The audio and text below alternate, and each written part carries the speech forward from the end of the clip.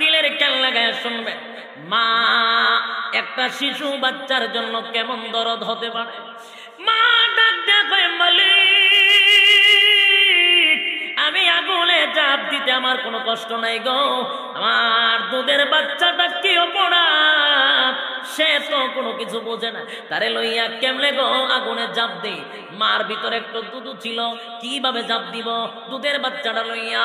এইরকম যখন টেনশনে বইরা গেছে, আমি না হয় ঝাঁপ দিলাম, বাচ্চার কি অপরাধ। এবার আগুনের সামনে দাঁড়াইয়া মহিলাটা যখন চিন্তায় পড়ে গেল, এমনি আল্লাহ রাব্বুল আলামিন বাচ্চার জবানটা খুলে দিছে। জোরে কান সুবহান।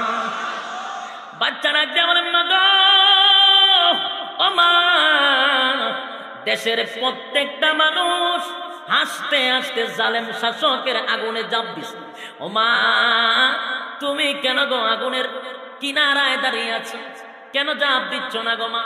আমার জন্য তোমার চিন্তা হয় গো মা, আমার জন্য তোমার চিন্তা হয়। সব মানুষ আগুনে ঝাঁপ দিল গো মা, তুমি কেন দাঁড়িয়ে আছো বুঝলাম না। এবার ছোট বাচ্চার জবান আমার আল্লাহ খুলে দিল।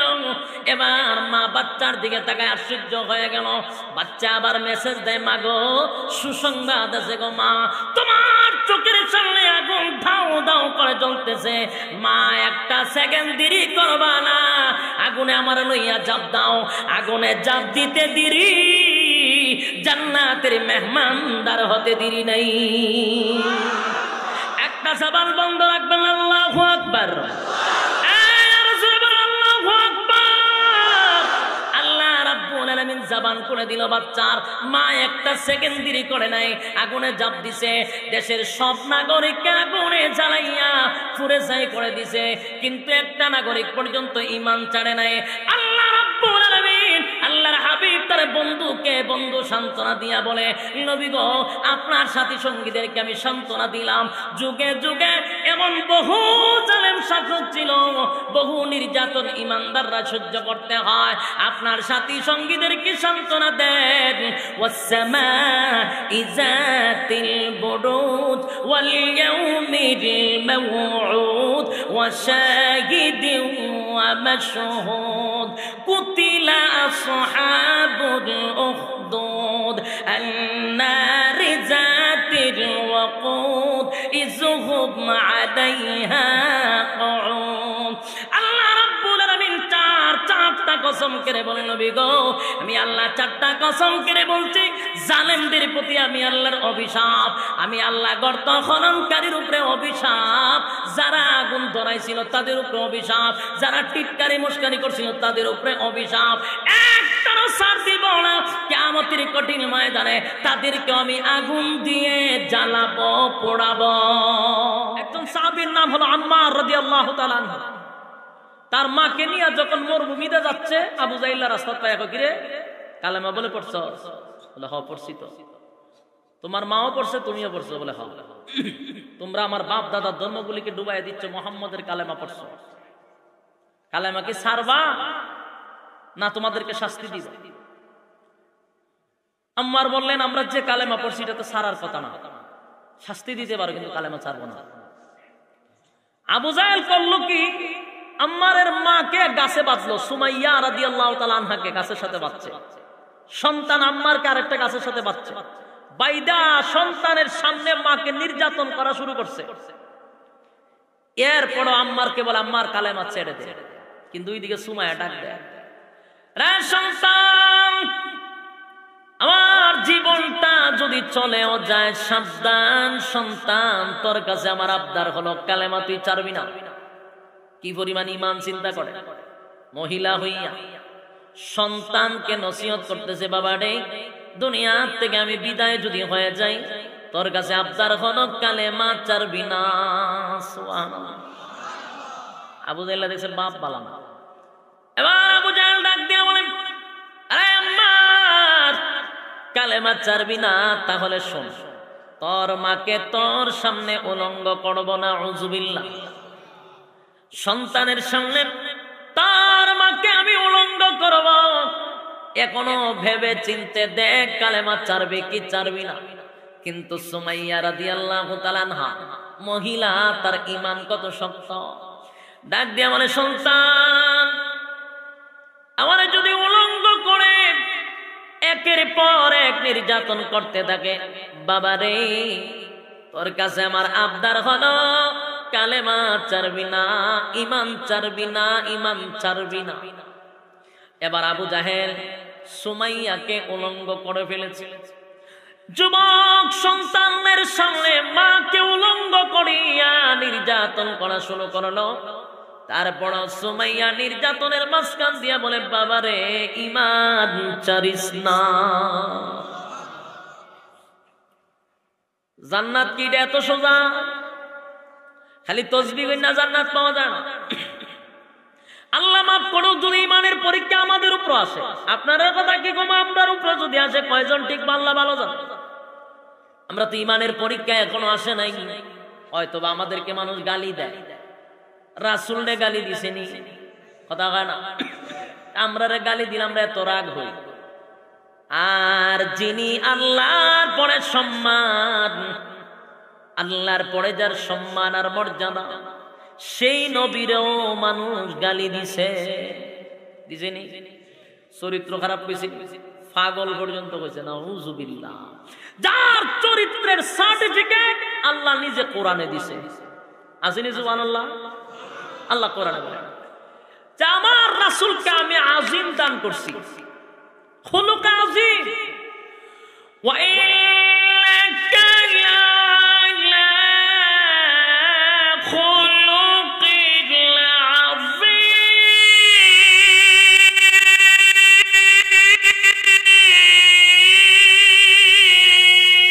আযীম। আল্লাহ আজিম দান করছে, খুলুক আজিম। যার চরিত্র ছিল তিল পরিমাণ স্পট নাই, সেই নবীরও পাগল কইছে, সেই নবীরও গালাগালি করছে, সমালোচনা করছে। আর আমি আর তুমি আমরার ব্যাপারে তো কইব, ঠিক না? এটা কোনো অসুবিধা নেই। আল্লাহর হাবিব রাহমাতুল লিল আলামিনের কাছে যারা কালেমা পড়ছে রে, তাদের উপরে নির্যাতন শুরু হয়ে গেছে। সুমাইয়ারে উলঙ্গ করছে, একের পর এক নির্যাতন শুরু করছে। আম্মার রাদিয়াল্লাহু তাআলা চোখের পানিগুলো ছেড়ে দিয়া কান্দে, আর সহ্য করতে পারতেছে না। কোন সন্তানের দ্বারা মাকে উলঙ্গ করে যদি সন্তানের সামনে নির্যাতন করে, কোন সন্তানের দ্বারা এটা মেনে নেওয়া সম্ভব হয় না। এবার মার পক্ষ থেকে বারবার শুধু মেসেজ আসতেছে, বাবারে সাবধান সাবধান, কালেমা ছাড়বি না, কালেমা ছাড়তে পারবি না। একটা পর্যায়ে আবু জাহিল কত বড় নিষ্ঠুর, একটা বর্ষা লইয়া সুমাইয়ার লজ্জাস্থানের মধ্যে আঘাত করতে লাগলো। লজ্জাস্থানের মধ্যে আঘাত করতেছে, আঘাতে আঘাতে রক্তাক্ত হয়ে গেছে। এইভাবে যেমন জমিনে রক্ত পড়তেছিল, মৃত্যুর আগ পর্যন্ত বারবার শুধু সন্তানকে সিগন্যাল দেয়, বাবা রে আমার এই করুণ দৃশ্য দেখিয়া আল্লাহর দোহাই লাগে তুই কালেমা ছাড়িস না, ঈমান ছাড়িস না। এইভাবে মা তার সন্তানকে আশ্বাস দেয়। আবু জাহিল সুমাইয়ারে আঘাত করতে থাকে লজ্জাস্থানে। একটা পর্যায়ে সুমাইয়া শাহাদাত বরণ করছে, ঈমান দিছে না। এ যুবক, ইসলামের প্রথম শহীদ সুমাইয়া রাদিয়াল্লাহু তাআলা আনহা। ইসলামের প্রথম শহীদ হইছে একজন মহিলা সাহাবী। এই সুমাইয়া রাদিয়াল্লাহু তাআলা আনহা ঈমান দেয় নাই, কিন্তু জীবন দিয়া দিছে। সন্তান আম্মার ঈমান দেয় নাই। একের পর এক সাহাবায়ে কেরামদের উপরে এইভাবে নির্যাতন চলতেই লাগলো, নির্যাতন চলতেই লাগলো। নির্যাতনের স্টিম রোলার চাপায়া বিছেরে, কিন্তু সাহাবায়ে কেরাম কালেমা ছাড়ে না। শুধু সাহাবায়ে কেরামদেরকে নির্যাতন করছে, বিষয়টা তো এমন না। আল্লাহর হাবিবের উপরে পর্যন্ত হামলা হইছে, নবীর শরীর থেকে পর্যন্ত রক্ত জড়াইছে। আল্লাহর হাবিব দাওয়াত লইয়া গেছিলেন তায়েফে। 3 ভাই ছিল, তারা 3টা ভাইয়ের কাছে গিয়া রাসূল যখন দাঁড়াইছে, ওই 3টা যুবক ডাক দিয়া কয়, মুহাম্মদ কেন আসছো? আল্লাহর রাসূল তখন দাওয়াত দিলেন, লা ইলাহা ইল্লাল্লাহু মুহাম্মাদুর রাসূলুল্লাহ। তায়েববাসী শুন, লা ইলাহা ইল্লাল্লাহ, নেই কোনো মাবুদ এক আল্লাহ ছাড়া, মুহাম্মাদুর রাসূলুল্লাহ সাল্লাল্লাহু আলাইহি ওয়াসাল্লাম আমি আল্লাহর বান্দা এবং রাসূল। কালেমা পড়। তিন যুবকের মধ্যে এরা একজন একজন করে রাসূলকে কটাক্ষ করে কথা বলতে লাগলো। একজন কয়, তোমারে বুঝি আল্লাহ নবী বানাইছে, আর বুঝি মানুষ হইছে না। নাউজুবিল্লাহ, বাড়ি দিয়া কইবে। টিটকারি মস্কারি করতে লাগলো। আরেকজন ডাক দিয়া কয়, মুহাম্মদ তোমার চেহারাটা আমি দেখতে রাজি না। নাউজুবিল্লাহ কইতেন। আপনারা ঈমান দুর্বল, এইজন্য নাউজুবিল্লাহর জবাব আসতে। আরেক ভাই ডাক দেয়া হয়, মুহাম্মদ তোমার সঙ্গে কথাই বলতে আমার রুচি নাই। নাউজুবিল্লাহ। তিন ভাই রাসূলকে এমন ভাবে তারা অপমান করতে লাগলো। আল্লাহর হাবিব যখন চলে যাচ্ছিলেন, ওই তিনটা যুবক তায়েফের কিছু যুবকদেরকে রাসূলের পিছনে লাগায়া দিল। যুবকরা, এই লোকটা পাগল, এই লোকটারে তোমরা পাথর মারতে থাকো, যেন আর কোন সময় তায়েফের ভিতরে না আইসা, তায়েফের ভিতরে আইসা বাপ দাদার ধর্মের বিরুদ্ধে কথা না বলতে পারে, কালেমার দাওয়াত যেন দিতে না পারে। এবার যুবকদেরকে রাসূলের পিছনে লাগায়া দিল। আল্লাহর হাবিব যখন রাস্তা দিয়ে যখন হাঁটছিলেন, যুবকগুলি, তায়েফের যুবকগুলি আল্লাহর হাবিবকে উদ্দেশ্য করে যখন পাথর মারতে লাগলেন, আল্লাহর নবীর সঙ্গে একজন সাহাবী ছিল, যায়েদ ইবনে হারেসা রাদিয়াল্লাহু তাআলা আনহু। উনি বলেন, আমি দৌড়াইয়া রাসূলের কাছে গেলাম। চতুর্দিক দিয়া যখন রাসূলকে তীর মারতে লাগলো, পাথর মারতে লাগলো, আমি আমার শরীর দিয়া তীর পাথরগুলি আটকাইতে লাগলাম। ডাইনে গেলে ডাইনে আমি আটকাইতে লাগলাম।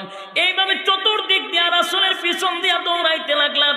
এবার তারা আমাকে জোর করে দইরা রাখলো, আর রাসূলের কাছে যেতে দেয় না। রাসূলকে এককভাবে পাথর মারতে লাগলো। আল্লাহর হাবিব পাথরের আঘাতে আঘাতে একটা পর্যায়ে রাসূল তাকায়া দেখে আল্লাহর হাবিবের শরীর মোবারক থেকে রক্ত পড়া শুরু হয়ে গেছে রে। আল্লাহর হাবিবের শরীর থেকে রক্ত পড়া শুরু হয়ে গেছে। আল্লাহর হাবিব তারপরও সামনের দিকে আগাচ্ছিল।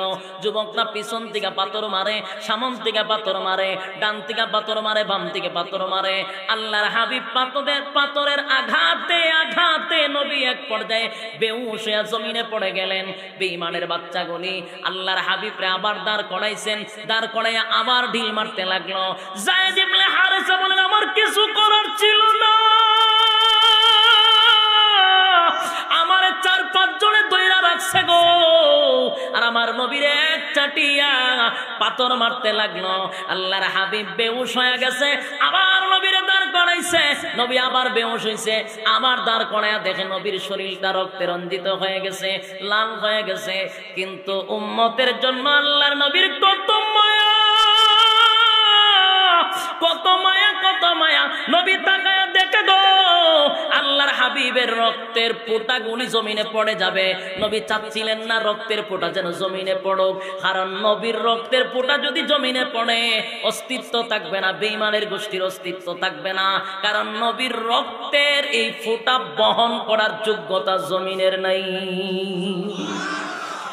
এর যুবক ভাই, এত আঘাতের পর আঘাত, আঘাতের পর আঘাত, আঘাতের পর আঘাত, রক্তগুলি এরপরেও জমিনে পড়তে দেয় না রে। যারা নবীরে নির্যাতন করে তাদের যেন কোনো ক্ষতি না হয়, আল্লাহর নবী রক্তগুলি বারবার হাতে নিচ্ছিল, রক্তগুলি কাপড় দিয়া মুছতেছিল। যায়েদ ইবনে হারেসা বলেন, আমি লক্ষ্য করে দেখছি রে, আল্লাহর হাবিবের শরীরের রক্তের ফোঁটা জমিনে পড়তে দেয় না। আমি চিন্তায় পড়ে গেলাম, এমন ভাবে আল্লাহর পয়গম্বরকে নির্যাতন করতে লাগলো, এমন ভাবে নির্যাতন করতে লাগলো, এর মাঝখান দিয়া নবীর রক্ত নিয়ে ব্যস্ত। ঘটনা বুঝলাম না, ঘটনা বুঝতে পারছিলাম না। দৌড়াইয়া নবীর কাছে গেলাম, গিয়া দেখি আল্লাহর হাবিব বেহুশ হয়ে গেছেন। আবার নবীরে দরাদরি করে আঙ্গুরের বাগানে নিয়ে গেলাম। আঙ্গুরের বাগানে একটা জায়গায় আমি নবীরে লুকায়া রাখলাম। ওই আঙ্গুরের বাগানের মালিক ছিল একজন ইহুদি। এবার নবী আঙ্গুরের বাগানের কিনারায় যখন বসেছিল, ইহুদির বাগান, চতুর্দিক দিয়া একটা ভয়ে কাজ করতেছিল। যায়েদ ইবনে হারেসা রাদিয়াল্লাহু তাআলা আনহু বলেন, আমি ভয় পাচ্ছিলাম বাগানটা তো ইহুদির, আবার যদি আক্রমণ করে। এবার কে যেন দেখলাম একটা গ্লাসে লইয়া আঙ্গুরের কিছু জুস পাঠাইছে। সুবহানাল্লাহ, আঙ্গুরের জুস পাঠাইছে। ডাক দিয়া বলেন, বাগানের মালিক এই জুস পাঠাইছেন ওনার জন্য, এটা যদি খায় তাহলে শরীরটা একটু ভালো হবে, শরীরটা চাঙ্গা হবে। আল্লাহর হাবিবকে জুস খাওয়াইয়া দিলেন।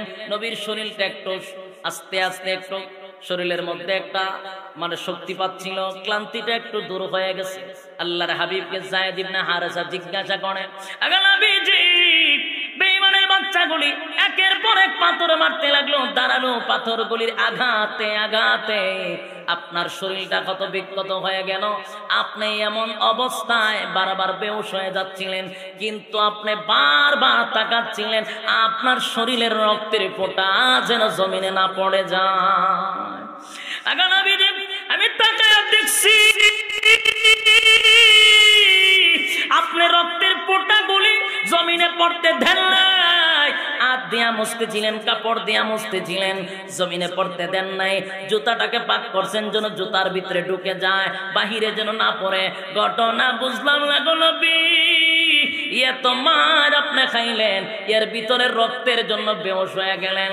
আল্লাহর হাবিব ডাক দেয়া বলেন, যায়েদ রে, আমি যদি রক্তের ফোঁটাগুলি না আটকাইতাম, একটা রক্তের ফোঁটা যদি জমিনে পড়ে যাইতো রে, বেঈমানের বাচ্চাগুলি আমার রক্তের লোড যদি না বুঝতে পারে, তারা আমার রক্তের ব্যাপারে নাও বুঝতে পারে, কিন্তু জমিন আমার রক্তের ওজন বহন করতে পারবে না। জমিনের মধ্যে একটা জালজালা শুরু হয়ে যাবে, সমস্ত তায়েববাসী ধ্বংস হয়ে যেত। তাই আমি এই রক্তের ফোঁটা জমিনে পড়তে দেয় নাই। কিছুক্ষণ পরে নবী যখন দাঁড়াইলেন, দেখেন চতুর্দিক দিকে একটা পর্যায়ে যেমন ছায়া পড়ে গেছে। দেখবেন প্রচন্ড রৌদ্রের মধ্যে মাঝে মধ্যে ছায়া পড়ে কিনা, নবী তাকায় যেমন ছায়া পড়ছে। হঠাৎ করে দেন জিব্রাইল নবীর পাশে দাঁড়ানো। জিব্রাইল, চতুর্দিকে ছায়া পড়ে গেল, ঘটনা কি? নবী গো, ছায়া পড়ার কারণ হলো আপনার ডাইনে বামে অসংখ্য গণিত ফেরেশতা আছে। জোরে জোরে কম সুবহান। শুধু তাই নয়, ওই পাহাড় দেখতেছেন, পাহাড়ের কিনারায় অসংখ্য ফেরেশতারা দাঁড়ায় আছে গো নবী। শুধুমাত্র আপনার অনুমতি চাই, অনুমতি চাই গো নবী, কারণ আপনার রক্তাক্ত শরীর আমার মালিক বরদাস্ত করতে পারে না। আমার মালিক ডাক দেয়া কয়, আমি আল্লাহরে যদি কেউ গালি দেয় রে, আল্লাহরে যদি কেউ গালি দেয় আমি আল্লাহর কষ্ট লাগে না। বান্দা আমি বানাইছি, বান্দা যদি আমারে গালি দেয় আমি আল্লাহর কষ্ট লাগে না। আমি বানাইছি, বান্দা আমারে গালি দেয় কষ্ট লাগে না। এর বাস্তব প্রমাণ হলো আপনারা তাকায়া দেখবেন বহু নাস্তিক আর মুরতাদ আমার আল্লাহরে গালি দেয় কিনা। জোরে কোন দেয়নি? আমার আল্লাহরে গালি দেয়, তার বাস্তব প্রমাণ দেখবেন রে। সকাল বেলা যদি কোনো নাস্তিক আমার আল্লাহরে গালি দেয়, বিকাল বেলা আমার মালিক তার জন্য খানার ব্যবস্থা করে রাখে। আমার আল্লাহর মায়া বেশি, আমার আল্লাহর দয়া বেশি গো। বান্দায় যদি আল্লাহরে গালি দেয়, তারপরও আল্লাহ রাগান্বিত হয় না, আল্লাহ গজব পালায় মারে না। কিন্তু আমার আল্লাহ ঘোষণা দিয়েছে, আমার গালি দিলে কষ্ট লাগে না। কোন বান্দা বান্দি যদি আমার বন্ধুরে গালি দেয়, আমি আল্লাহ বরদাস্ত করতে পারি না। আল্লাহ বলেন, নবী গো, আপনারা গালি দিছিল আবু লাহাব, আমি আল্লাহ কিন্তু সাথে সাথে আবু লাহাবের বিরুদ্ধে কমপ্লিট একটা সূরা নাজিল করছি। তাব্বাত ইয়াদা সূরাটা নাজিল করে নবীরে সান্ত্বনা দিলেন। আল্লাহ রাব্বুল আলামিন বলেন, উখবা আপনার বিরোধিতা করছিল, আমি আল্লাহ আয়াত নাজিল করছি। ওয়া ইয়াউমা ইয়া'আদ্দুয যালিমু আলা ইয়াদাই ইয়াকুলু ইয়া লাইতানি ইত্তাখাযতু মা'আর রাসূলি সাবিলা। এই আয়াত নাজিল করে দাঁত ভাঙা জবাব দিছি, আগা নবীজি একটা দুইটা নয়, কোন বেঈমান যদি আপনার বিরুদ্ধে কথা বলে, আমি আল্লাহ এটা বরদাস্ত করতে পারি না, সব বরদাস্ত করতে পারি। আমার বন্ধু তায়েফের ময়দানে রক্তাক্ত হয়ে গেল, বন্ধু 2 বার 3 বার বেহুশ হয়ে গেল। আমি আল্লাহ বরদাস্ত করতে পারলাম না। বন্ধু গো, আসমান থেকে গজবের ফেরেশতা পাঠাইছি গো নবী, আসমান থেকে আমি গজবের ফেরেশতা পাঠায়া দিলাম। শুধু বন্ধুর অনুমতি চাচ্ছিলাম, বন্ধু যদি অনুমতি দেয় আমি আল্লাহ ওয়াদা দিলাম গোটা তায়েফের জমিনটারে উল্টায়া দিব, সব বেঈমানের বাচ্চাগুলির আমি তায়েফের জমিনের ভিতরে ঢুকায়া দিব। একবার শুধু অনুমতি দেন। গজবের ফেরেশতা রেডি। এবার জিবরাইল বলে, নবী গো, যত নূরের ডানা, একটা ডানা যদি মাটির নিচে ঢুকায়া দে আর যদি এইভাবে বাড়ি দেই, তায়েফের ময়দানটা 1000 কিলোমিটার দূরে গিয়া পড়বে। জোরে কম সুবহান। এর যুবক এইবার সুসংবাদ জানায়া দিলেন, নবী গো, আপনি শুধু একবার অনুমতি দেন। বেঈমানরা আপনার শরীর থেকে রক্ত ঝরাইছে। এই পরিস্থিতিতে আল্লাহর হাবিব একটা উত্তর দিলেন, জিবরাইল রে, আমার আল্লাহ যে গজবের ফেরেশতা পাঠাইলো তায়েফবাসীরে উল্টায়া দেওয়ার জন্য, তায়েফবাসীরে ধ্বংস করে দেওয়ার জন্য। রে জিবরাইল, বলতো দেখি, আমি নবী কি দুনিয়াতে আসছিলাম গজব নিয়া? আমি নবী কি গজব দেওয়ার জন্য আল্লাহ দুনিয়াতে পাঠাইছে? না জিবরাইল, না। আমার আল্লাহ ঘোষণা দিছে, ওমা আরসালনাকা ইল্লা রাহমাতাল লিল আলামিন। সুবহান। আমি নবী রহমত হয়ে তুলে উঠছি, আমি গজব দেওয়ার জন্য আসি নাই, গজব দেওয়ার জন্য আসি নাই, আমি তো আসছি রহমত দেওয়ার জন্য। আমি যদি এই মুহূর্তে ঘোষণা দেই তায়েফের ময়দানটা উল্টায়া দে, আমার আল্লাহ হয়তো বা তায়েফের ময়দান উল্টায়া দিবে। কিন্তু শোন জিবরাইল, এখন আমার কালেমা তারা মানে নাই, ভবিষ্যতে তাদের সন্তানেরা আমার কালেমা গ্রহণ করবে, সেই আশায় আমি আল্লাহর দরবারে উল্টা দোয়া করে দিলাম, মালিক গো, তায়েফবাসীরে তুমি হেদায়েত দান করে দাও। একটা জবান বন্ধ রাখবেন, আল্লাহু আকবার। শরীরের সমস্ত শক্তি দিয়ে বলেন আল্লাহু আকবার। আল্লাহ রাব্বুল আলামিন নবীরে পাঠাইলেন, ফেরেশতা পাঠাইলেন গজবের জন্য, কিন্তু নবী দোয়া করলেন, আল্লাহ তুমি হেদায়েত দান করো। জোরে কোন সুবহান। যুবক ভাইরা আমার, এইভাবে নির্যাতনের একটা দুইটা নয়, স্টিম রুলার চাপায়া দিল, নবীরে মারে, সাহাবায়ে কেরামদেরকে মারে, মারতে মারতে মারতে মারতে কোন সাহাবায়ে কেরামদের বুকের উপরে পাথর তুলে দিছে, কারো গলার মধ্যে রশি লাগাইয়া মরুভূমি দিয়া টানে, কারোকে আবার জ্বলন্ত কয়লার মধ্যে শোয়া দেয়। এমন ভাবে নির্যাতন, দুইটা পা গুড়ার দুই দিকে বাইদা, দুইটা পা গুড়ার পায়ের সাথে বেঁধে মরুভূমি দিয়ে ছেড়ে দেয়। এইভাবে নির্যাতনের একটা পর্যায়ে সাহাবায়ে কেরামরা আল্লাহর নবীর কাছে এসে বলে, নবী গো, আর সহ্য করতে পারি না গো নবী, আর বরদাস্ত করতে পারি না। আপনি আল্লাহর কাছে বলেন না, মালিক যেন আমাদেরকে আসমান থেকে সাহায্য করে। আল্লাহর নবী তাদেরকে ঘোষণা দিলেন, এ আমার কলিজার টুকরা সাহাবীরা, আমি এই মুহূর্তে মালিকের দরবারে যদি এখন দোয়া করি, আল্লাহ তুমি আমাকে সাহায্য করো, আসমান থেকে তোদেরকে সাহায্য করবে। কিন্তু আমি চাচ্ছিলাম আল্লাহর পক্ষ থেকে সাহায্য আসার আগে আগে তোরা যদি নির্যাতন সহ্য করতে পারস অথবা দুনিয়ার থেকে বিদায় হয়ে যাস, আমি রাসূল ঘোষণা দিলাম তোদের জন্য আল্লাহর তরি জান্নাত ওয়াজিব। জান্নাত ওয়াজিব হয়ে যাবে। কোনটা ভালো? সাহাবায়ে কেরাম খুশি হয়ে গেছে।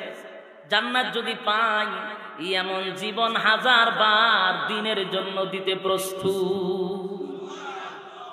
নবী যখন সান্ত্বনা দিচ্ছে, আল্লাহ খুশি হয়েছে, মালিক খুশি হয়ে গেছে। ঠিক এই মুহূর্তে রব্বে কারীম নির্যাতিত মুসলমানদেরকে আল্লাহর পক্ষ থেকে সান্ত্বনা দেওয়ার জন্য, যেহেতু তারা নির্যাতিত, নবীও নির্যাতিত, চতুর্দিকে রক্ত জড়াচ্ছে, ঠিক এই মুহূর্তে আমার তেলাওয়াতকৃত সূরা বুরুজটা আল্লাহ তখন নাজিল করে দেয়। নাজিল করে নির্যাতিত মুসলমানদেরকে আবার আল্লাহ সান্ত্বনা দেয়। সুবহান। আল্লাহ ডাক দিয়ে বলেন, ওয়াসসামাই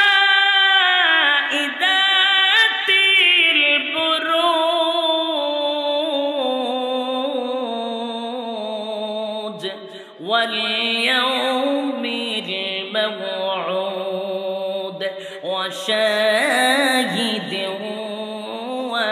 ومشهود قتل أصحاب الأخدود النار ذات الوقود إذ هم عليها قعود رب كريم سورة بروج নাযিল করে জানায় ওয়াস-সামাই যাতিল বুরুজ কসম দুর্গ বিশিষ্ট নক্ষত্রের কসম আকাশের কসম তারকার কসম কে আল্লাহ বলেন ওয়াল ইয়াউমিল মাউউদ আল্লাহ রাব্বুল আলামিন বলেন পরকালের কসম সেই দিনের কসম সেই দিন কোন দিন কিয়ামতের দিনের কসম ওয়া শাহিদিন ওয়া মাশহুদ আল্লাহ রাব্বুল আলামিন কেন আরেকটা কসম করে ইয়াউমুল আরাফাতের কসম করে এবং কিয়ামতের কঠিন ময়দানে শাস্তি হবে সেই শাস্তির কসম করে আল্লাহ রাব্বুল আলামিন পরের অংশে বলেন কুতিলা আসহাবুল উখদুদ আল্লাহ বলেন কসম চারটা কসম আল্লাহ করেন ওয়াস-সামাই যাতিল বুরুজ ওয়াল ইয়াউমিল মাউউদ ওয়া শাহিদিন ওয়া মাশহুদ এখানে চারটা কসম করে আল্লাহ বলেন কুতিলা আসহাবুল উখদুদ নবী গো আমি আল্লাহ চারটা কসম করে আমি অভিশাপ দিলাম গর্ত খননকারীর উপরে আমি আল্লাহর অভিশাপ গর্ত খননকারীর উপরে আমি আল্লাহর অভিশাপ গর্ত কে খনন করলো গর্ত কে খনন করলো গর্ত খননকারীর উপরে আল্লাহর অভিশাপ আল্লাহ বলেন আন্নারি যাতিল ওয়াকুদ যেই গর্তের মধ্যে দাও দাও করে আগুন জ্বলছিল আগুন জ্বালায়া দিছিল আন্নারি যাতিল ওয়াকুদ ইযহুম আলাইহা কুউদ ওয়া হুম আলা মা ইয়াফআলুনা বিল মুমিনিনা শুহুদ সেই গর্তের মধ্যে দাও দাও করে আগুন জ্বলছিল গর্তের পাশে কিছু বেঈমানরা বসে টিটকারি মস্কারি করছিল সেখানকার কসম গর্তের মধ্যে আগুন ধরাইছিল বাদশাহ এই বাদশাটা ছিল জালেম বাদশাহ ইউসুফ জুনাওয়াজ সে ছিল জালেম বাদশাহ সে আগুন ধরাইছিল কোন কারণে তার রাজত্বের ভিতরে একজন দুইজন নয় প্রায় তিন চারজন কালেমা পড়ছে এক আল্লাহর উপরে কয়জনের উপরে আপনার মালিক কয়জন কথা বলা দিন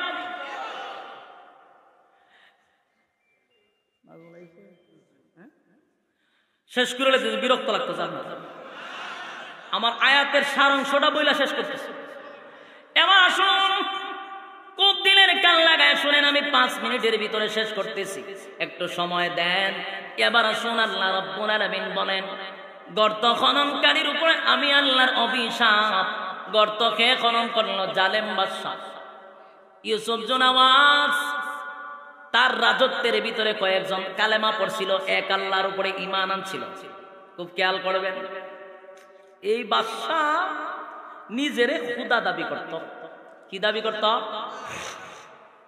গোটা দেশের মানুষকে বলতো আমি তোমাদের প্রভু দিলের কান লাগায়া শুনেন ফেরাউনও নিজেরে খোদা দাবি করছে নমরুদও করছে এই বাদশাহ জালেম শাসক ইউসুফ জুনাওয়াজ সেও কিন্তু খোদা দাবি করছে সবাই রে বলতো আমি তোদের প্রভু আমি তোদের খোদা এখন দেখা যায় তার রাজত্বের ভিতরে এক আল্লাহকে মাননেওয়ালা অনেক লোক ঢুকে গেছে এদের মধ্যে একটা যুবক ছিল যে এক পাদ্রীর কাছে কালেমা পড়ে ঈমান আনছিল আবার বাদশারই একজন কর্মকর্তা জাদুঘর যে জাদুবিদ্যা শিখাইতো তার কাছে জাদু শিখতেছিল জাদু শিখে পাদ্রীর কাছে কালেমা পড়ে ঈমানও আনছে এই যুবকের ঈমান এত মজবুত হয়েছে সে কালেমা পড়ে ঈমান আনছে আল্লাহর উপর রাস্তা দিয়ে একদিন যাইতেছে দেখে একটা বড় প্রাণী বসা মাঝখানে রাস্তার মাঝখানে সে চিন্তা করলো এই প্রাণীর ভয়ে তো এলাকার মানুষ রাস্তা দিয়ে যাইতে পারে না তাহলে আমি যে পাদ্রীর প্রভুর কালেমা পইরা ঈমান আনলাম পাদ্রীর খোদার উপরে ঈমান আনলাম আবার এদেশে আমাদের রাজত্বের বাদশাহ যিনি বাদশাহী করে রাজত্ব চালায় সেও নিজেকে খোদা দাবি করে পাদ্রীরও খোদা আছে আমি তো পাদ্রীর খোদার উপরে ঈমান আনছি আবার বাদশা দাবি করতেছে সেও খোদা। আজকে আমার পরীক্ষা চূড়ান্ত হবে কে আসল খোদা। কথা বুঝতেছে? বাদশা নিজেকে খোদা দাবি করে, সে কি সঠিক খোদা নাকি পাদ্রির খোদা সঠিক, এটা আজকে প্রমাণ হবে। একটা পাথর হাতে নিয়ে কয় পাদ্রির খোদা যদি সঠিক হয় তাহলে এই পাথর মারলাম আমি, ওই প্রাণীর উপরে প্রাণীটা মারা যাবে। আর যদি আমাদের দেশের বাদশা যদি সঠিক খোদা হয়ে থাকে তাহলে এই প্রাণী মরবে না। এই হলো তার পরীক্ষা। আল্লাহ তার দোয়া কবুল করছে, সুবহানাল্লাহ। এই কইয়া ওই পাথর দিয়া ঢিল মারছে। ঢিলটা মারতেই ওই প্রাণীটা কোনো বর্ণনায় আছে মারা গেছে, কোনো বর্ণনায় আছে সাথে সাথে এখান থেকে চলে গেছে। ধরেন মারা গেছে, যেই মাত্র মারা গেছে যুবকের ইমান কমছে না বাড়ছে? ইমানের জজবা গেছে গা বাইরা, এমন বাড়া বাড়ছে। তাহলে তো পাদ্রির খোদা সঠিক, এই খোদার উপরে ইমান আনছি, আমি ধর্মী না। এখন শুধু এটা না, পাদ্রির কাছে গিয়া বলছে যে আমি এই কাম করছি, কইছে তোমার উপরে পরীক্ষা আসবে, পরীক্ষার জন্য প্রস্তুত হও। এখন যুবক এমন এক পর্যায়ে গেছে, আল্লাহর কাছে তার কবুলিয়ত এমন বাড়া বাড়ছে, কুষ্ঠরোগী আসলে হাত দিলে কুষ্ঠরোগী ভালো হয়ে যায়। বড় বড় কোন রোগ বেমার হইলে, প্যারালাইসিস হলে হাত দিলে সব ঠিক হয়ে যায়। অন্ধ মানুষের চোখের মধ্যে ফু দিলে ভালো হয়ে যায়। সুবহানাল্লাহ। এরকম যদি পরিস্থিতি হয় তার খবরটা কি গড়ে থাকবো না চতুর্দিকে ছড়ায় পড়বো? কথা হয় না? আমরা দেশে যদি কেউ ফু দিয়া ডিম পাঠায় তাহলে এই ভিড়ের কিন্তু দাম বেড়ে যাবে। কথা হয় না? হে যদি ল্যাংটাও, এর যদি শরমের জায়গা দেখাও যায়, এর পরে মানতে হবে এর ভিতরে কিছু আছে। কথা হয় না? বলে কিতা আছে, যা আসিল তো দেখাই লেছি, আর কিতা থাকতো বে, আর কিতা থাকতো কয়ের পরে আছে, এরপর এই ল্যাংটার বিরুদ্ধে কথা কই আমি যে বিপদে পড়ছিলাম। সর্বনাশ সর্বনাশ, আমার উপরে বহু তুফান গেছে, একটা থানা পর্যন্ত গেছে আমার নাম, বহু মিছিল মিটিং আমার নিয়ে হয়েছে আমার এলাকায়, আল্লাহ মাফ করো। তো এই ল্যাংটার বিরুদ্ধে কথা কইছিলাম। তো ল্যাংটা একবারে ল্যাংটার বড় তর্ক করে হয়ে ভিতরে আছে কিতা আছে, বাহিরা খ কিতা আছে, ল্যাংটার ভিতরে যা আছে আপনার ভিতরে তা নাই। আমি কথা ঠিক যা আছে তো দেখাই লেছি, আমরা তা দেখাই না, আমরা তা ঘুরা রাখি। কথা বল না, আমরা তো বেশরম না, হায়া লজ্জা যার নাই হে দেখায় আলায়। তো এরকম একজন লোকে যদি ফু দিয়া ডিম পাঠায়, মাগো মা আমরা দেশের কেরামতি এমন বাড়াবাড়ে বাবার ভিতরে আছে, অথচ কুফুরি খালাম কইরা ডিম আমরাও ফুটাইতে পারো, কিন্তু ইমান থাকতো না। কুফুরি কইরা ফু দিলে ডিম হেঁটে জায়গা গরমে হেঁটে যায়, কারণ ফুটা তো আমরা দিবে না, দিব তো জিন্নাতে। কথা বুঝেন নাই? এই জিন্নাত দিয়া কেরামতি দেখাইয়া বাস হ্যাঁ বড় হিসাব হয়েছে, ইমান নাই। আর এই যুবক একটা ছোট্ট পাত্তর দিয়া ভাগ মাইরা লেছে, কিতা বুঝেন তার জনপ্রিয়তা? বেড়া বেড়ি লাইন ধরবনি, কথা দিয়ে হয় না। আল্লাহ জানে আমার ভাষা বুঝেনি, ভাষা তো বুঝার কথা, কারণ আমি আমার বাসায় ওয়াজ করি না। আমার বাসায় যদি ওয়াজ করি তে কি ওয়াজ হইব না খবর জিয়ারত হইব? খবর জিয়ারত, এটা বড় স্পেশাল ভাষা। কথা বুঝছেন নি? এই জন্য আমি যে ভাষা ইউজ করতেছি এটা আপনাদের বুঝার কথা।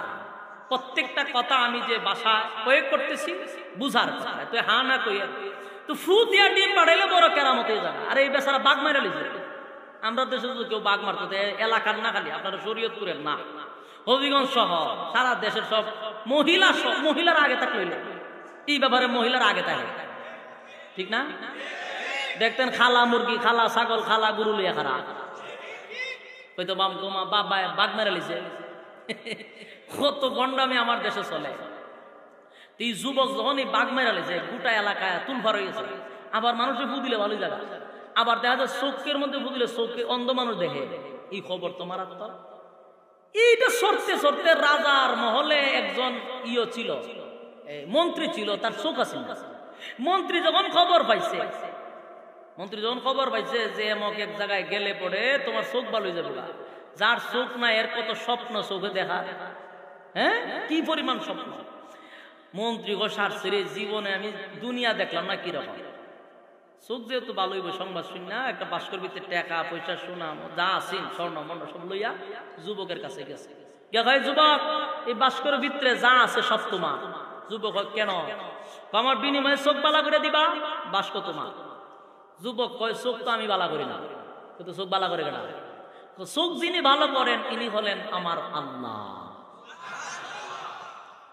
তো এই মন্ত্রী হাসি দিয়া কয়, আল্লাহ যদি ভালো করতো কি আর তোমার দ্বারা আইসা? হে মনে করছে আল্লাহ তৈল বাদশাহ। কথা বুঝেন নাই? কারণ এই রাজত্বের সবাই জানে বাদশাই আল্লাহ, নিজে খোদা দাবি করে। না না না, আল্লাহ পারে না, এই জন্য তোমার দ্বারা আসছে। এ কয়টি কি কয়? বলে না আল্লাহ তো পারে না, আল্লাহর দ্বারাই তো এইসব শুনবো। তুমি কোন খোদা? বাদশাহ খোদার কথা কইতেছে। বলে হ, বাদশাহ খোদা ছাড়া কি আর খোদা আছে নাকি? যুবক বলতেছেন, যিনি আসমান জমিনের মালিক, যিনি সমস্ত সৃষ্টি জগৎ আল্লাহ 6 দিনে কমপ্লিট করছেন, ইনি হলেন আমাদের রব আল্লাহ। আমার সেই প্রভু তোমার চোখ ভালো করে দিবে। মন্ত্রী বলে ঠিক আছে, তো তোমার রব রে কো আমার চোখ ভালো করে দিতে। যুবক কয় এমন হইব না, আগে আমার রবের উপরে ঈমান আনতে হবে, তারপরে চোখ ভালো হইব। এখন সর্বনাশ, এটা কি যাবে? বাদশায় যদি হুনে অন্য কোন প্রভু আছে, তোরও শেষ করবো আমারও শেষ করবো। কত হইলে ভাই আমার চোখ বালা করা সম্ভব না। এখন মন্ত্রী কইতেছে আচ্ছা ঠিক আছে, আমি মাইনা নিলাম, আগে চোখটা বালা হোক, এরপরে ঈমান আনুন। নে এরম ফল্টি বাজ আসেনি, আগে চোখটা বালা করে দিলাম, আমি ঈমান আনি। যুবক কই রকম ফল্টি বাজ, আমার কাছে কোনো চান্স নাই। কালেমা পড়ো, ঈমান আনো, আমি রবের কাছে বলবো যদি আল্লাহ বালা কইরা দেয়। মন্ত্রী চিন্তা হলো কোনো লাভ হইতো না ঈমান আনা ছাড়া। মন্ত্রী বলে ঠিক আছে, ভাইবা চিন্তা হইলাম, আমার চোখ যদি বালা কইরা দেয়, উনি তো সঠিক খোদা, ঠিক আছে কালেমা পড়লাম, ঈমান আনলাম। সুবহানাল্লাহ। যুবক এবার এই মন্ত্রী লেগে দোয়া করছে, আল্লাহ তোমার উপরে ঈমান আনছে, তোমার বান্দার চোখ তুমি ভালো করে দাও। এমনি যুবকের দোয়া কবুল। সাথে সাথে মন্ত্রী ছায়া দেহে যুবক দাঁড়ে খারা, পৃথিবী এত সুন্দর। এখন মন্ত্রী হাল দিয়ে একবার উপরে জুড়ে একবার নিচে নামে, হ্যাঁ ব্যাঙের মতো লাফাস করে, জীবনে যেটা দেখছি না সৌন্দর্য দিকে আমি পাগল হয়ে গেছি। এবার মন্ত্রী গেল বাদশার দরবারে। তো যারা জীবনে যেটা পাইছে না, এটা যদি পায় দেখবেন ফটর ফটর ফটর ফটর লাফালাফি বেশি করে। দেখবেন গর্তের ভিতরে একটা ফুটা থাকে, এটার নাম হইল উলুফু। আপনারা কি তা করবো? এটা গর্তের ভিতরে যখন তাহে ভালোই থাকে, গর্তের ভিতর দিয়ে যখন বাইর হয় তখন কিন্তু 2টা ডানা তাহে। ইটা ফাইয়া হে উড়া উড়ি করতে করতে আগুনে গিয়া পরে, পানিতে পরে, মাছের ফারার তলে পরে পরে শেষ। কথা ঠিক। এ যদি লাড়া ছাড়া না করতো কিন্তু মরে না। এ বাইরে সব বলে কিতা দেখলাম, ওই তো দুনিয়া দেখে হাগল হয়ে যাবে। আর জাগাত পেরে মরে, পানি পেরে মরে, আগুনে পেরে মরে। এই মন্ত্রীর চোখ দেখে এখন মন্ত্রী গিয়া মন্ত্রী সবার হেরে গুতা মারে, হেরে তাপা মারে, হেরে দেখা মারে, হে গীতারে পিতা করস কা। মানুষ দেখি রকম এটা জানতো না, তখন সামনে গিয়ে যদি এরকম হেরে দেখা মারে, হেরে গুতা মারে, হেরে টেলা মারে, তখন বাদশা হয়ে সমস্যা গীতা এইরকম করতেছে না। তখন অন্য মন্ত্রী আমরা তো বুঝতেছি না, এরকম তো আগে ছিল না, এত ভদ্র আছি না যে আমরা গুতা মারে ঠেলা মারে। বাদশা কয় কিরে তুই কিছু দেখস না গীতা? আপনি নি খুদা, আমি তো অতদিন আপনারা চিনতাম না, দেখতাম না। তো বাসাদারকে বাদশারে কথা মারে, ঠেলা মারে। বাদশা হয় ঘটনা কোন জায়গাতে আমার তো এটা বুঝতেই।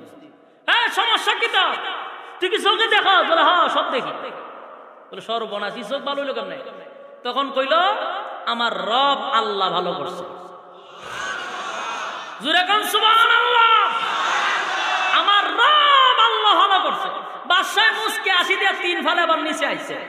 আইয়া কয় তে আগে কইবে না আমি যে ভালো করছি, এটা জোরে ক, আস্তে কস করে। বাদশাহ কি যা দিতলা মনে করছে হেউ দি খুদা, রাজত্ব তার খুদা নাই, কদিটা আস্তে কস করে জোরে ক, অনেক জোরে। এ না হারে এ কয়, এ কয় এ বলদা তুই আল্লাহ না, তোর দে পম্পাস্টিক মার্ক একটা নাক, এটা দিয়ে তুই শুরু করতে পারলে না। তুই যদি খুদা হইতে তোর নাক করে শুরু কর দিকে, তুই আমার চোখ বালা করবে করতে গা। বাদশার তো মেজাজ গরম হয়েছে, কি তাক আমার পরে কি কোনো খুদা আছে? বলে অবশ্যই আছে। ওকে ওই উপরে দেখাইছে যিনি আসমান জমিন সৃষ্টি করছে, ইনি হলেন আমার রব, যিনি আমার চক্ষু ফিরাইয়া দিছে। সুবহানাল্লাহ। বাদশার সান্দি পুরা করো, মন্ত্রীর ধরে ফিডানি শুরু করছে। ফিডাইতে ফিডাইতে ফিডাইতে ক এই প্রভুর সন্ধান তোরে কে দিল? আমি সারা অন্য প্রভুর সন্ধান কে দিছে? ফিডানির সুডে মন্ত্রী এক পর্যায়ে কয় ওই যে আপনার রাজ্যের ভিতরে একটা যুবক জাদুবিদ্যা শিখে, হে বেড়ায় শিখেছে, এখান থেকে সেনাবাহিনী পাঠায় যুবকরে দূরে লইছে। যুবক রাইনা কয় যুবক তোমার এই সমস্ত কথা শুনে আমি অত্যন্ত খুশি, তুমি নাকি মানুষকে ফু দিলে ভালো হয়ে যায়, তুমি নাকি কুষ্ঠরোগ ভালো করে দাও, মানুষের চোখের মধ্যে ফু দিলে ভালো হয়ে যায়। আমি তোমার এই আচরণে বড় খুশি। আমার রাজত্বের ভিতরে জাদুবিদ্যা শিক্ষা কইরা এই পরিমাণ আগাইছো, তোমার দ্বারা এত দেশের অনেক উপকার হচ্ছে, রাষ্ট্রীয়ভাবে তোমাকে আমি পুরস্কার দিতে চাই। বাদশাহ মনে করছে জাদুবিদ্যা দেশি হে এখান থেকে হে এইগুলা করছে। যুবক কয়ে আমি কসম করতেছি জাদুবিদ্যার মাধ্যমে একজন রোগীকেও ভালো হয় নাই, একজনের চোখকেও ভালো হয় না। বলে কোন মন্ত্র দ্বারা? বলে এটা মন্ত্র না, আমি ভালো করার ক্ষমতা নাই, যিনি ভালো করছেন উনি হলেন আমার রব আল্লাহ।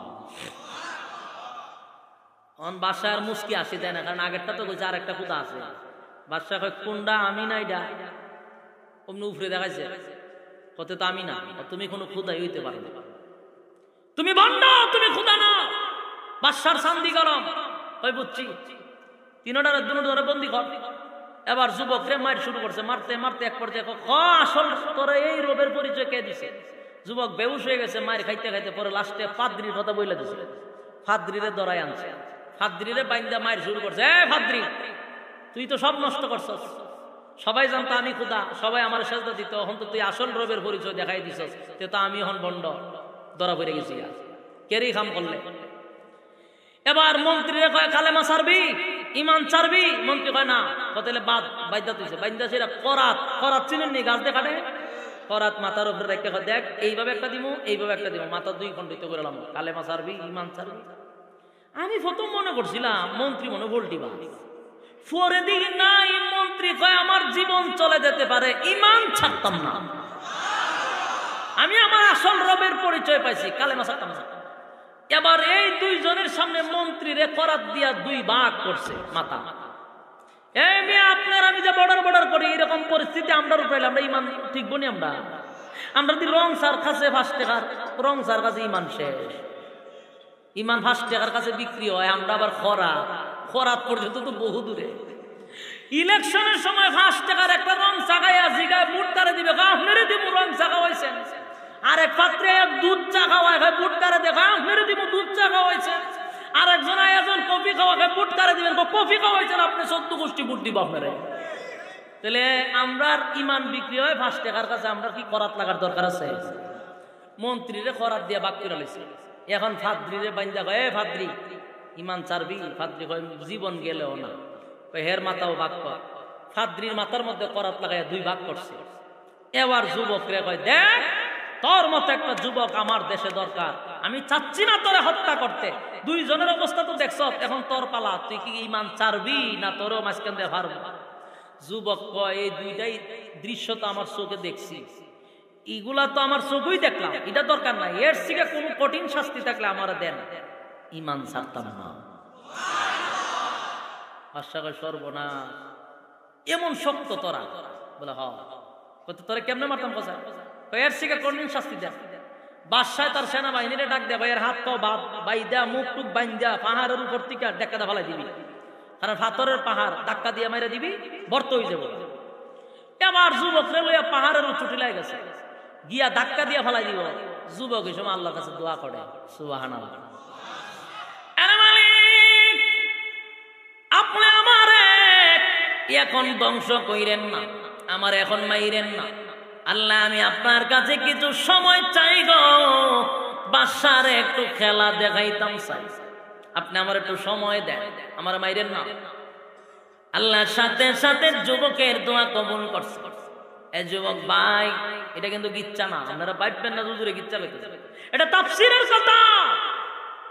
এই সূরা বুরুজের তাফসীরের, এই তাফসীরের ভিতরে কথাগুলি আছে, জালেম শাসকের পুরা ইতিহাস এটা আছে। আমি গিচ্ছা জীবনে বই না কোনো মাবিল, ভালো করে মনে রাখেন, আবার গিচ্ছা উচ্চ মনে করেন না। এবার যুবক ডাক দিয়ে বলেন, মালিক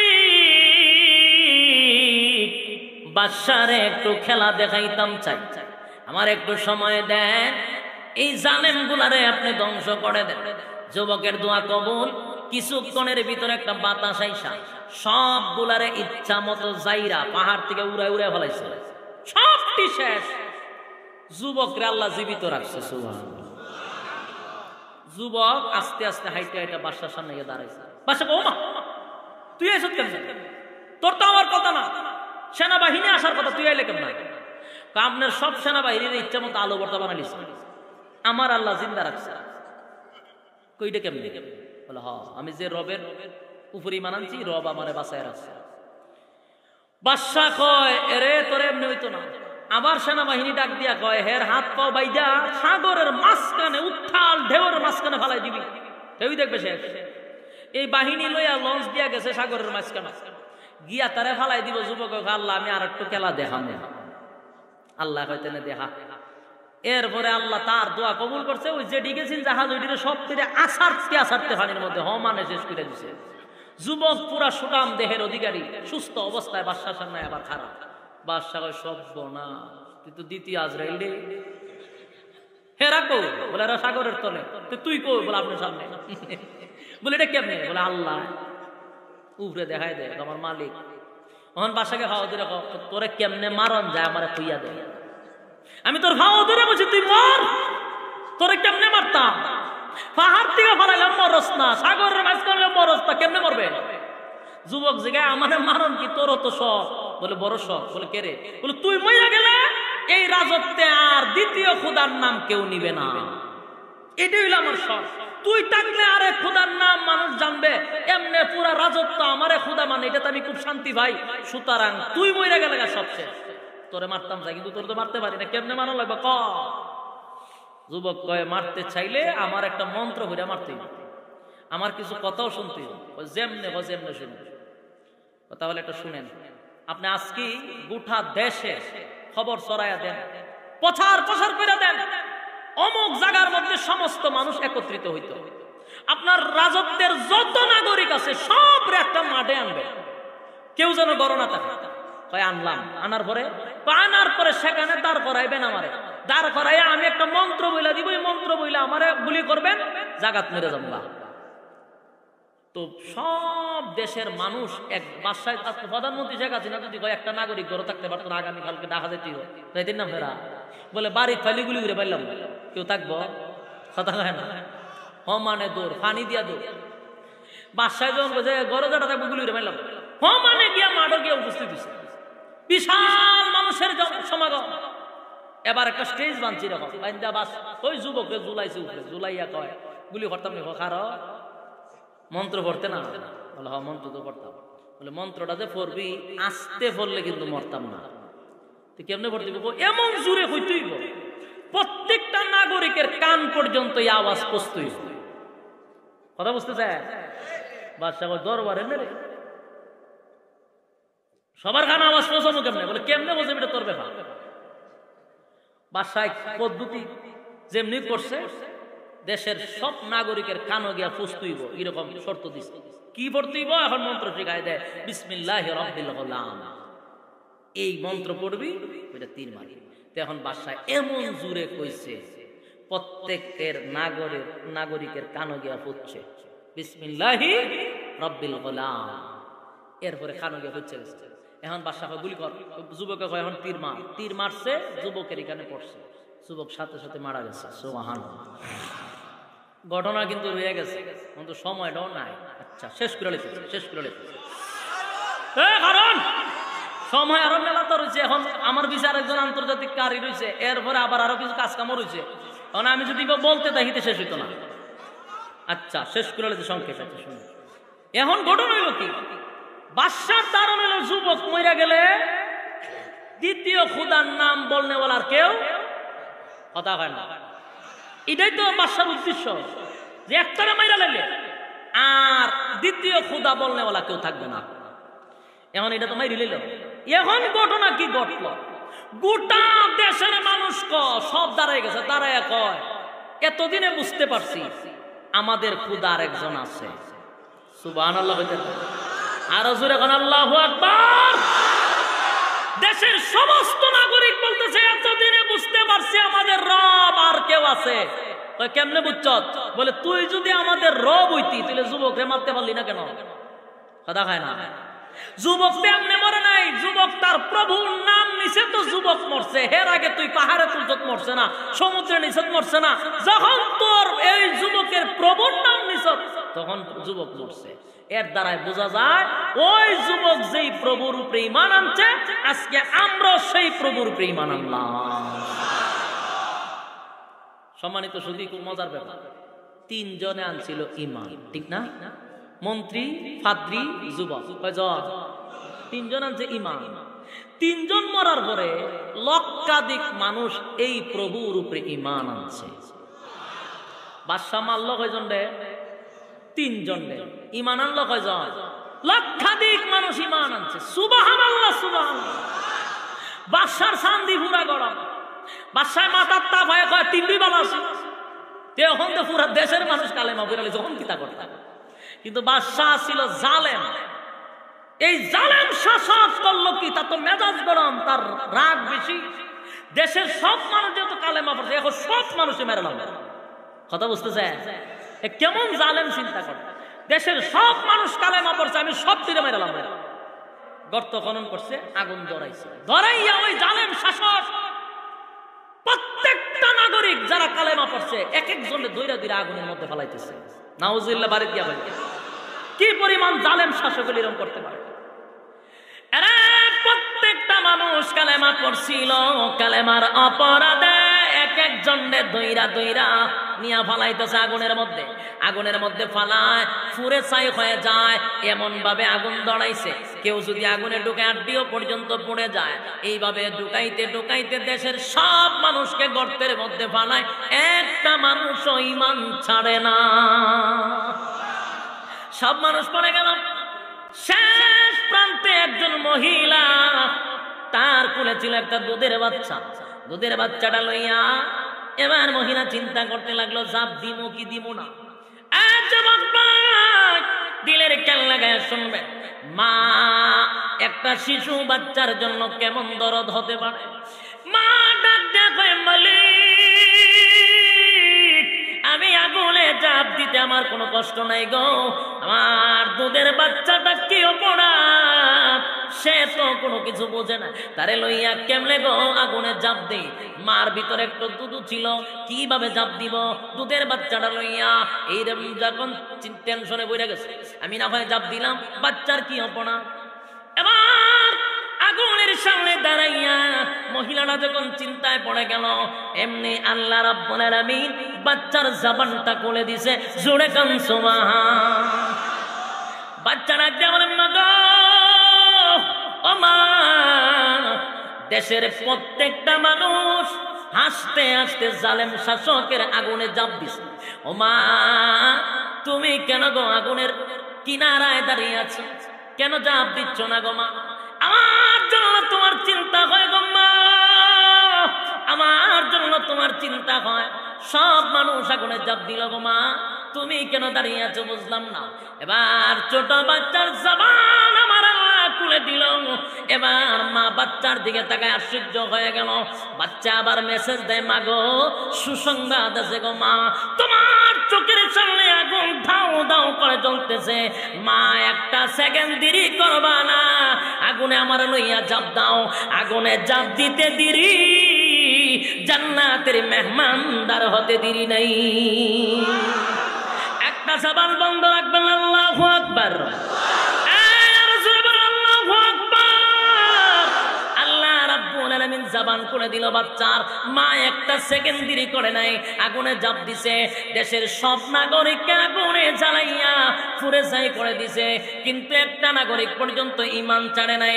আল্লাহ রাব্বুল আলামিন, আল্লাহর হাবিব তার বন্ধুকে বন্ধু সান্ত্বনা দিয়া বলে, নবী গো আপনার সাথী সঙ্গীদেরকে আমি সান্ত্বনা দিলাম। যুগে যুগে এমন বহু জালেম শাসক ছিল, বহু নির্যাতন ইমানদাররা সহ্য করতে হয়। আপনার সাথী সঙ্গীদেরকে সান্ত্বনা দেন। ওয়াসসামা'i যাতিল বুরুজ ওয়াল ইয়াউমিল মাওউদ ওয়া শাহিদিন ওয়া মাশহুদ কুতিলা আসহাবুল উখদুদ আন-নারি যাতিল ওয়াকুদ ইযহুম আলাইহা qu'ud। আল্লাহ রাব্বুল আলামিন চারটা কসম করে বলেন, নবী গো আমি আল্লাহ চারটা কসম করে বলছি, জালেমদের প্রতি আমি আল্লাহর অভিশাপ, আমি আল্লাহ গর্ত খননকারীর উপরে অভিশাপ, যারা আগুন ধরাইছিল তাদের উপরে অভিশাপ, যারা টিটকারি মুশকারি করছিল তাদের উপরে অভিশাপ। একটারও ছাড় দিব না, কিয়ামতের কঠিন ময়দানে তাদেরকে আমি আগুন দিয়ে জ্বালাবো, পোড়াবো। আমি মুমিনদেরকে জান্নাত দিব, আপনার সাথে সঙ্গীদেরকে সান্ত্বনা দিলাম। যদি এই অবস্থা মারা যায়, ওয়াদা দিলাম নিম্ন স্তরের জান্নাতি রে, আমি আল্লাহ এই পৃথিবীর 10টা পৃথিবীর সমান জান্নাত লিখে দিব।